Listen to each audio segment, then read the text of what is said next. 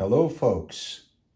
I don't recall whether this is day 2 or day 3 of my Wingnut Wings Stop with Camel build, but whatever day it is, it's time for an update and report. As always, the opinions expressed here are solely my own, those of a middling to average to semi-decent builder of airplane models, not an expert by any means. A fellow who absolutely loves Wingnut Wings kits, struggles with some of the issues which are really more mine than the company's or the shut down company's issues. But here goes. Okay. Now, I cannot speak with respect to twin-engined aircraft from Wingnut Wings, or even the two-seaters, which I have several but haven't built. But as far as the Scouts go, everything, I think, depends on getting the first steps right, which is whatever internal framework goes inside the fuselage.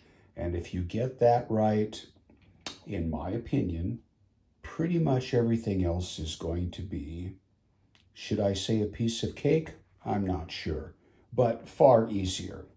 And what do I want to say? I've had mixed results with the Stop with Camel. I think right now that the dry fitting of fuselage to lower wing and upper wing on top of cabane struts couldn't be better. I am a really happy camper. I am also a happy camper that I was able to get in the Kellerkind miniatures figure into the cockpit, which of course will obliterate the view of most of the details within the cockpit, but that's the way I go. Now,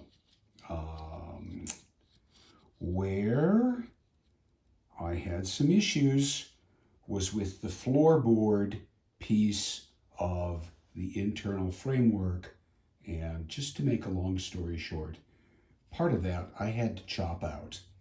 I just could not get it to lie straight after 7, 8, 9, 10 attempts.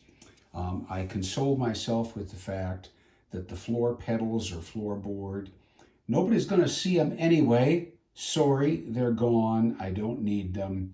And I got the internal frame to square up and sit the right way inside the fuselage, and the cabane struts perfectly positioned. Of course, the cheat is they're attached to the actual frame rather than having to glue them on separately or cement them on separately. Thank goodness. So, yeah, I'm a happy camper so far.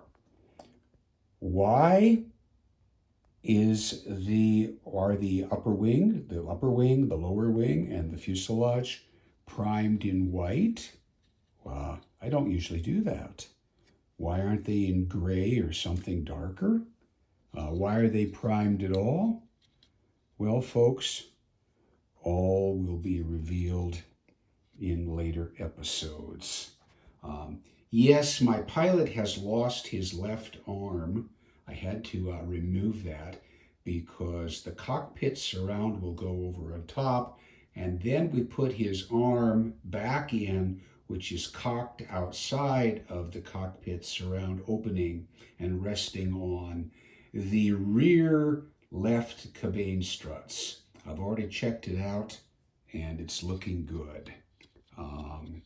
So I will be attaching the mount or frame for the Vickers machine gun, and then the butts of those guns, then the I'll call it the firewall piece, sealing it all up, and then proceeding with, it really isn't, knock on wood, that difficult afterwards. The tailplane assembly, the landing gear, the ailerons. I should be careful. They have given me problems in other Wingnut Wings kits.